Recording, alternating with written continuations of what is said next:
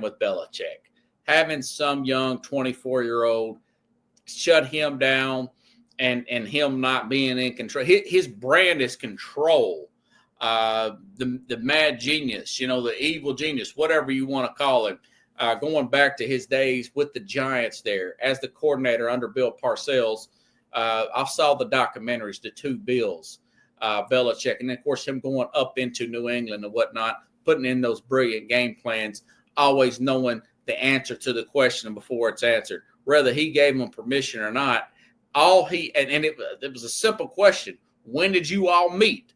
How did y'all meet? Well, we've already knew. We've read it on the report. They met on an airplane a few years ago. She could have said that. It was, one thing led to another. It signed something for me. We became good friends, got mutual interest, and I'm learning from him. He's learning from me. Could have ended it that way. I wouldn't have brought her in there, not unless she was going to be part of the interview. She's sitting behind him. He doesn't need a PR person.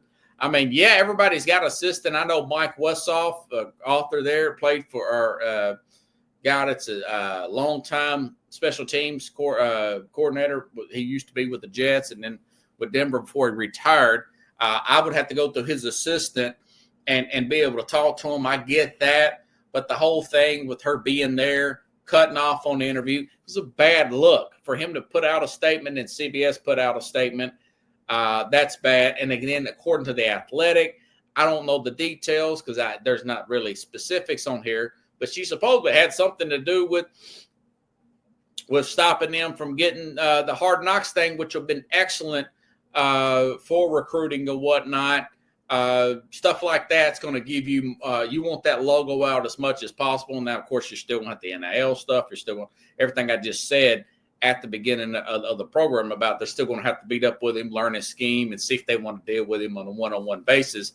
But he's not going around knocking on doors and driving long road trips up in the country trying to meet up with high school football players. He's not having to do that. And I wouldn't want him to do that at 73 anyways. But anyways, so he's got to have a sit down with her, to use a mob term. They got to have a sit down and say, we're going to have to get you some kind of other title when I do this book push here.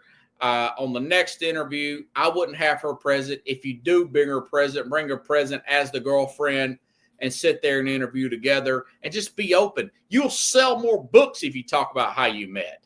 A lot of people admire that. A lot of people were disgusted by it. Like he said in the interview before that question, I don't care what people, if you don't care what people think about it, why does she not answer the question? So just don't bring her in there and just do the interview straight up about the book.